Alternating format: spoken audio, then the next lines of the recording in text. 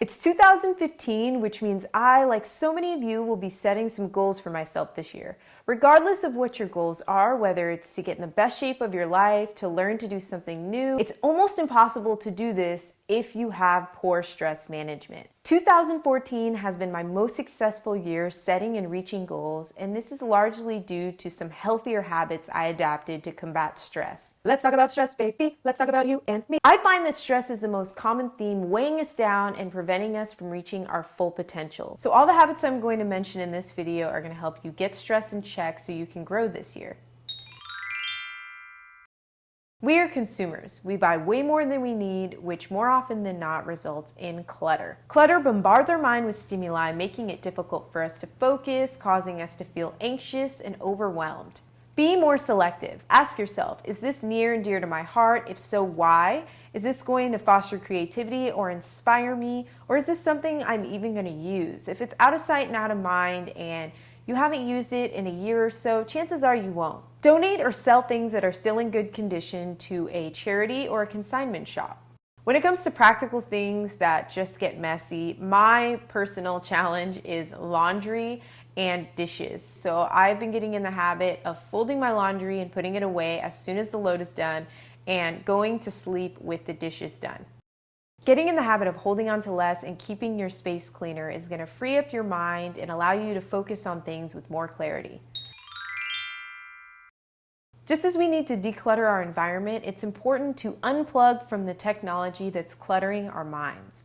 Just as we consume material things, we also consume entertainment. I just came across this great article by Joshua Becker. In the article, he recognizes the advantages and the benefits of having the internet and social media sites, but he also discusses the negative attachments we form to it. The internet can be a great tool, but most of the time we use it to consume rather than to create. Becker goes on to discuss the feelings of jealousy, envy, and loneliness we feel after visiting social media sites. I find this also to be true with television when we compare ourselves to socially constructed ideals. I know you can relate to getting sucked into this social media vortex where an hour goes by that you can never get back, and you just don't feel that great after you do that. Becker suggests that the time that we spend unplugged can be better spent creating. Imagine if we took all that time that we spend on the internet consuming and we spent it trying to reach those goals that we set for ourselves, we'd be in a really good position and we'd be growing. In 2014, I significantly limited the amount of time I was on the internet and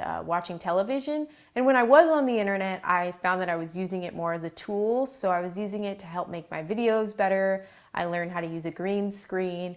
I was researching for topics I wanted to discuss with you guys. And I was also dedicating that time to reading and figuring out better techniques that I can use with my clients. And I feel like that really paid off for me this year.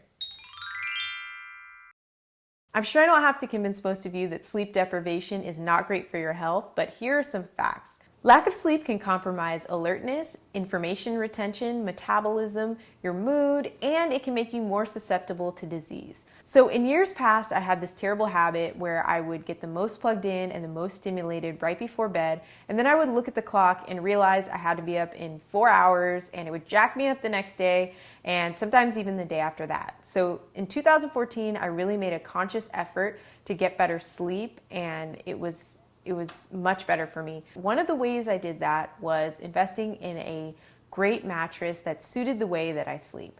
And I'm a side sleeper. I always thought that I preferred harder surfaces, and I found out when I was shopping that side sleepers are recommended to sleep on a medium to soft mattress that allows the hip to sink in, and it protects your spine a little better than would a harder surface. And I found that to be true, and I sleep very soundly now. The second thing I did goes back to what I was discussing earlier, and I've since read that experts recommend that you shut off external stimuli close to bedtime, power down the lights, and get into a relaxed state when you're in your bed. And one way they recommend doing that is relaxation techniques such as deep breathing, which brings me to our next habit. Stress comes in many forms and wreaks havoc on your body, whether it's your job, relationships, debt. During times of stress, hormones are released to deal with the stressor, and we experience a range of physiological responses.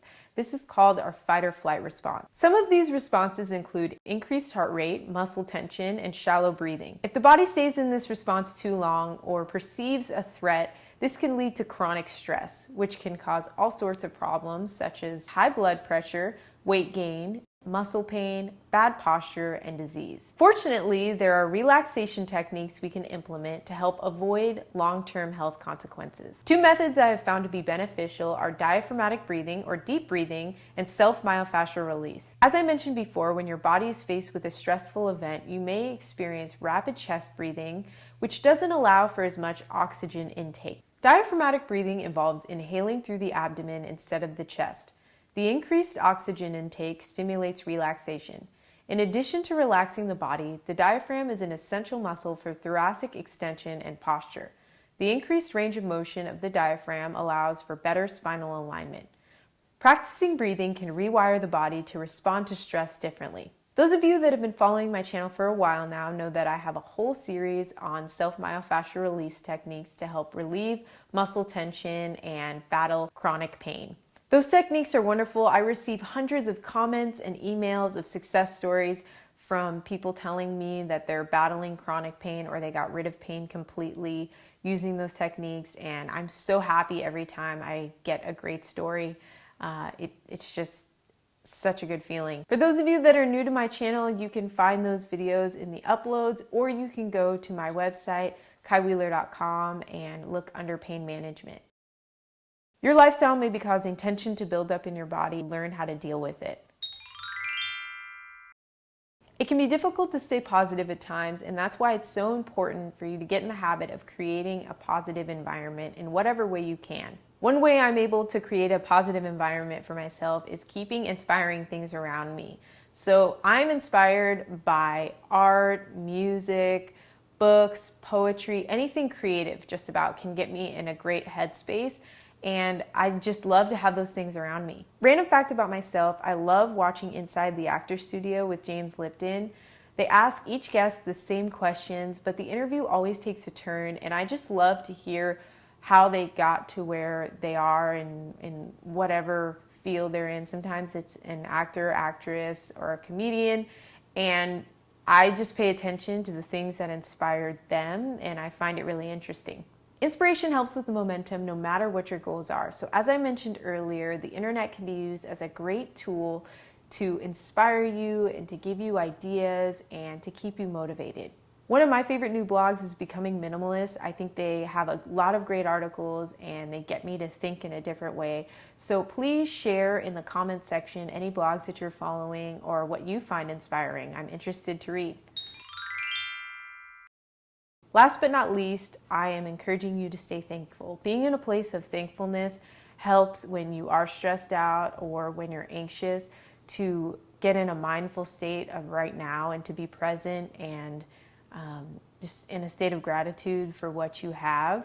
And it just puts you on a different frequency. I just read another great article on BuzzFeed that encouraged readers to get a mason jar, decorate it with 2015 and whatever else you want, and to fill it with things you're thankful for. So every time an experience that you're thankful for happens or you're able to accomplish something, write it down so you remember it and you can look back at the year in 2016 and see how much you grew in 2015. I wish you all the best this year and for years to come. I'm hoping these habits help you to combat stress so that you can focus on your goals and move forward. This year I'm doing quality over quantity, so you may see less videos from me, but I'm putting a lot into them, trust me. Please subscribe if you haven't already and hit the like button if you like this video. Bye! Let's talk about stress, baby. Let's talk about you and me. That was cheesy.